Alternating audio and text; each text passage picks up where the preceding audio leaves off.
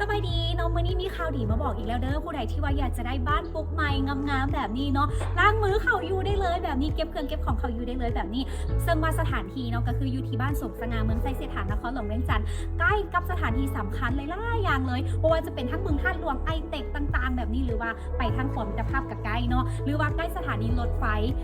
กับใกล้เช่นเดียวกันเนาะซึ่งว่าเนื้อที่ดินโตนี้เนาะก็คือ20 คูณ 20นั่นเองบ้านหลังไม่งามๆแบบนี้เนื้อที่เฮือนแมน11 คูณ 12นั่นเองราคาก็เป็นราคาที่ได้ว่าผู้ใดที่ว่าฟังแล้วต้องหีบโอนเงินเลยเพราะว่าเป็นบ้านที่หลายๆคนอยากจับต้องแน่นอนเนาะเดี๋ยวเขาเข้าไปเบิ่งน้ำกันเลยว่าทางด้านในนี่เป็นจังได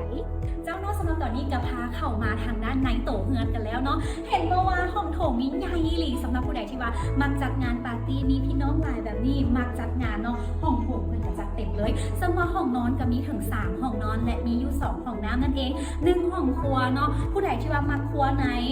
ก็สามารถเฮ็ดอยู่ในเฮือนก็ได้เนาะเพราะว่าเพิ่นจะมีบอนเฮ็ดเป็นเฮือนครัวงามๆให้แล้วหรือผู้ใดที่ว่าย่านมีกินเนาะสามารถไปเฮ็ดเฮือนครัวอยู่เป็นเฮือนครัวนอกได้เพราะว่าพื้นที่นี่ใหญ่อีหลีบ่ว่าจะเป็นบอนจอดรถก็ใหญ่อ้อมข้างเฮือนก็ใหญ่ผู้ใดที่ว่ามักในราคาที่แบบย่อมเยาแต่งงามครบครันแบบนี้ราคาแม่น